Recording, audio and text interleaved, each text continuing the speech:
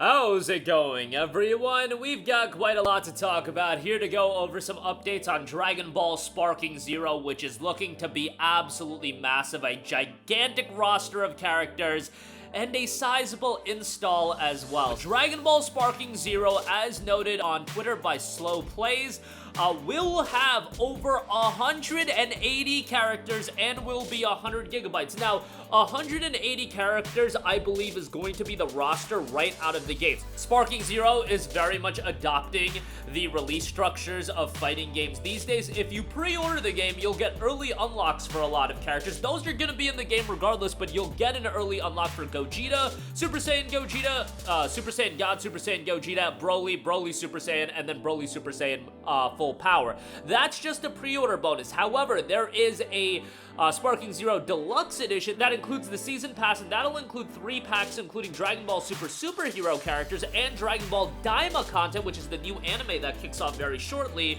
that contains more than 20 playable characters. I believe that those 20 additional players will be stacking on top of the 180 plus characters. Do not quote me on that, but I believe that will be the case.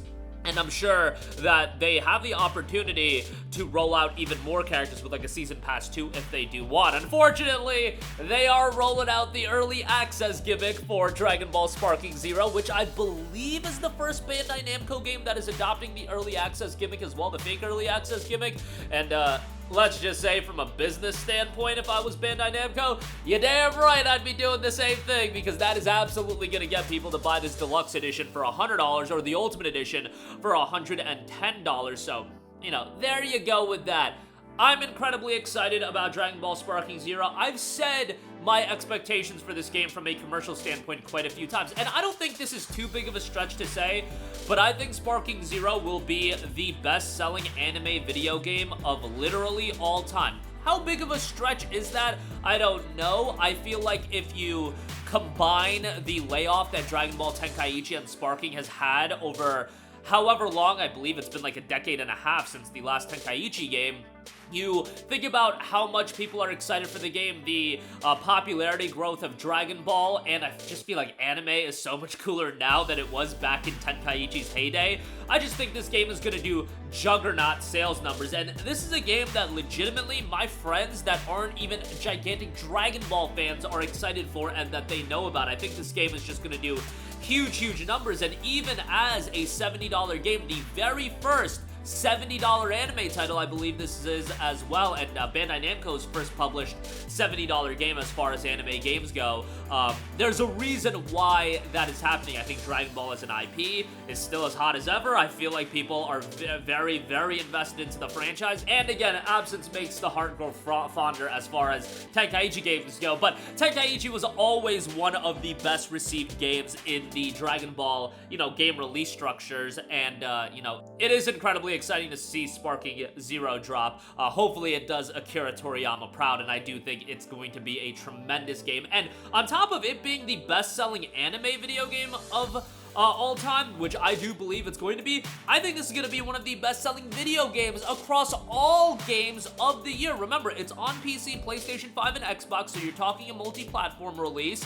And it's just a game that people are super excited for, and when you look at the releases this year, okay, maybe it won't, get the sales of like Call of Duty and whatnot, but I think it's gonna do big numbers, and I would not be surprised if you see sales stats of this game cracking 7-8 million copies sold by the end of the year, 10 million copies even, and you guys might be saying that's a little bit of a stretch. We'll see. I feel like as we get closer to the release of the game, which isn't that far off, October 11th for the official release, October 8th for the early access release, I do think this is going to be one of the biggest games of the year, as long as the game is well done, because after the game comes out, you'll see it explode on social media. You'll see a lot of people talking about it, hopefully streamers playing it as well.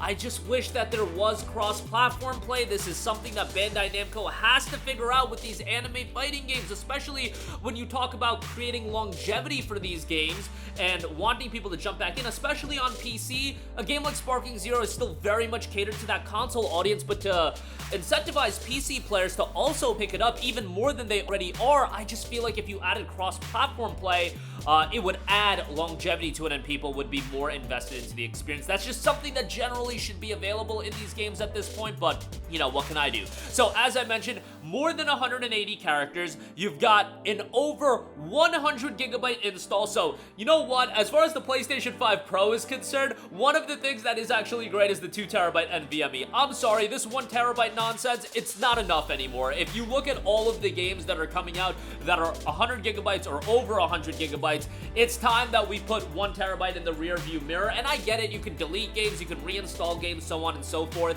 But, yo, I think we need, like, 2 terabyte to be the standard next generation. Also, when you look at that 180 character roster, I always was never a fan of, back in the day with Tenkaichi, they're obviously gonna do it for promotional sakes, but when you talk over 100, 150 characters, yes, a lot of them are all the forms of Goku. You're talking Super Saiyan, Super Saiyan 2, Super Saiyan 3, Super Saiyan 4, as revealed with the GT trailer. Then you're talking Kid Goku Super Saiyan, Kid Goku Super Saiyan 3, and so on and so forth.